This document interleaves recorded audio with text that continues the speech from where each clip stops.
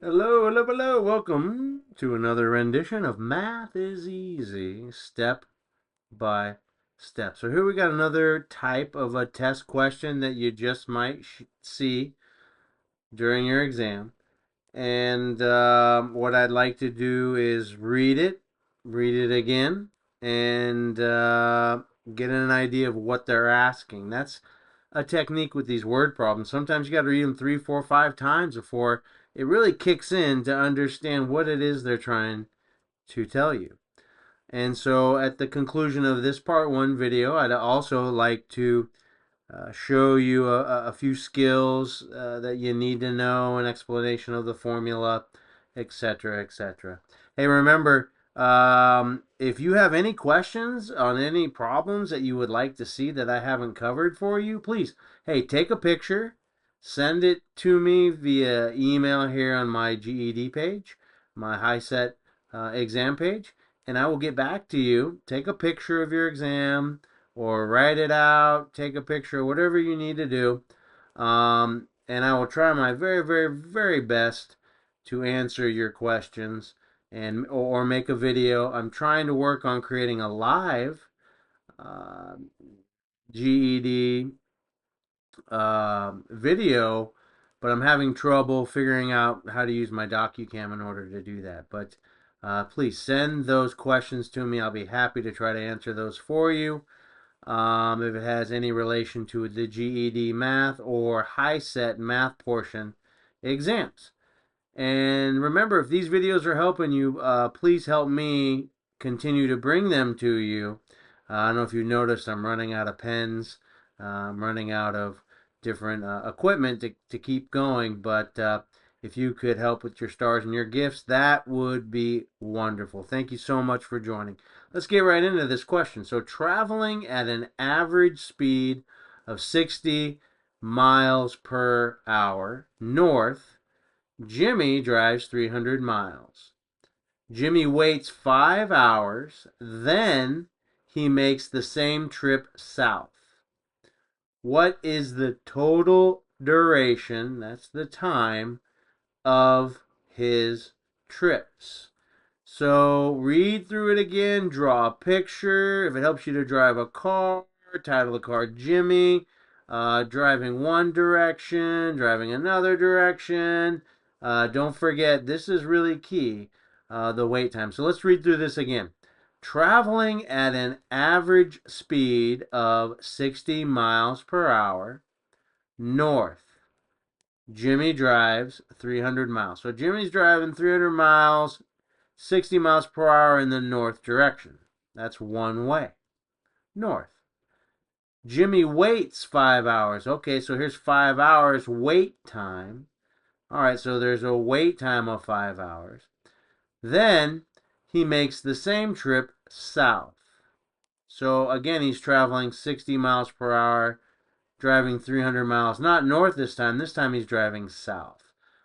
What is the total duration or time of his trip? So the key here, well, I'll go through and answer this question a little later in part 3 of the videos. I wanted to introduce the question. Of course, here are the options, A, B, and C. What's the total duration, the time? A, 10 hours, B, 7.5 hours, C, 15 hours, or D, 13.5 hours. I'd like to go over some key information that you need to know. So remember, we're talking about what? We're talking about miles per hour. We're talking about rate.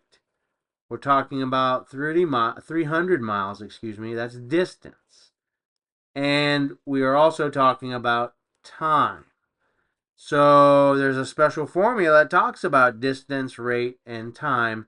I'd like to go over some of those key aspects with you now. So let me go ahead and we'll do a little bit of review. Oh, excuse me. And understanding the formula, D equals R times T. So this is distance equals the rate times the time. So distance equals rate times time. And so there's some key information you need to know. Of course, D is the distance, miles, inches, feet, etc. R is the rate. miles per hour, kilometers per hour, etc. And T represents time, minutes, hours, seconds, days, weeks. So distance equals rate times time. So anytime you have two letters or variables right next to each other, that means multiply. I'm just showing you that here. So that's the particular formula. Distance equals rate times time. So the key in this particular type of word problem is they're talking about a distance. They gave you 300 miles, right? They gave you the rate, how fast the car is driving. And did they give you time? Well, we're going to get into that when we answer this question. I'd like to continue in talking about this formula, uh, D equals R times T. And then in the next video, I'm going to take some time and go through and answer the question. And so if you feel confident, hey, go for it. Answer that question. I'll be back in video part number 2 and explain how you're going to answer that question. So in any distance equals rate times time problem, typically they're going to give you two of these values, and you're going to substitute into the formula, right? You're going to substitute that into the formula. And so then you will solve a one-step equation for either D, R, or T.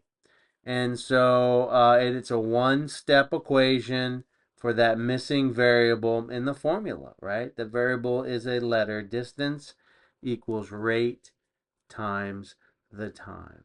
And so as an example here, I'm just making these numbers up, as you can see, just to show you how to substitute into that formula. And we'll go and organize the word problem in this part 2 video. Distance equals rate times time. So distance is given of 12, rate is given 15, and the time, I don't know, I need to figure that out. And so you can substitute these values. D equals 12, so I'll substitute 12 everywhere I see the D, or distance. The rate, 15 miles per hour, everywhere I see the R, I'm going to substitute a 15. And the R and the T right next to each other means multiplication. So once I have those values, in order to solve for T, I want to do the opposite, or the inverse operation, and I would divide both sides. In order to solve for T, divide both sides by 15, both sides of the equal sign. That will give me T all by itself, and I will know the particular time by doing that. Hey, thanks for joining me. Math is easy. Take it step by step. Join me in part 2 of this video. I'm going to go and answer that word problem step by step. Hey, thanks for joining.